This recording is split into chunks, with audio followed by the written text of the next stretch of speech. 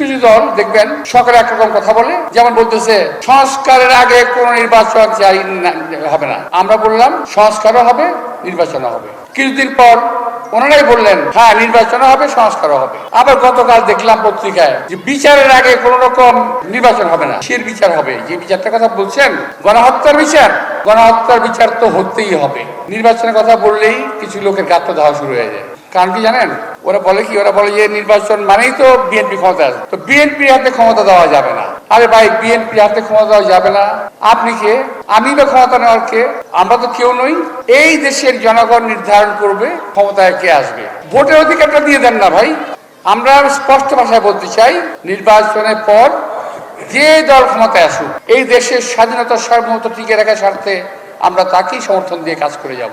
যাদেরকে আমরা ঐক্যবদ্ধ রাখার চেষ্টা করব, আমরা এটাও আশা করব যদি বিএনপি ক্ষমতা আসে, সকলে মিলে বিএনপি সমর্থন দিয়ে জাতীয় ঐক্যবদ্ধ রাখার চেষ্টা করবেন। ভাইরা, আমি যে কথা বলতেছিলাম, একটা প্রসঙ্গে কথাটা সাংবাদিক ভাইরা যদি লেখাতে স্পষ্ট হয় লিখবেন কিংবা বলবেন, সেটা হলো কিছু দল দেখবেন সকালে একরকম কথা বলে, যেমন বলতেছে কিছু আগে বলছে সংস্কারের আগে কোন নির্বাচন চাই হবে না।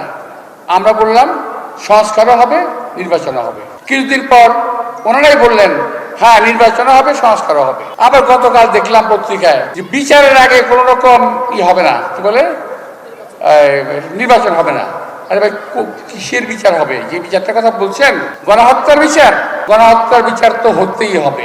যেই সরকার আসুক, এই সরকার কি বাগান সরকার, গণহত্যার বিচার হতেই হবে। যারা গণহত্যা করেছে, যারা লুট করেছে, যারা ছিনতাই করেছে, এই দেশে মানুষের অধিকার, এই দেশে মানুষের কথা বলার অধিকার, এই দেশে মানুষের সম্পদ লুণ্ঠন করেছে, যারা এই দেশের আমাদের বাচ্চাদেরকে, শিশু বাচ্চাদেরকে গুলি করে হত্যা করেছে, যারা গুলির নির্দেশ দিয়েছে, তারা কেউ যেন বিচারের হাত থেকে রেহাই না পায়। ভাইরা, 2007 সালে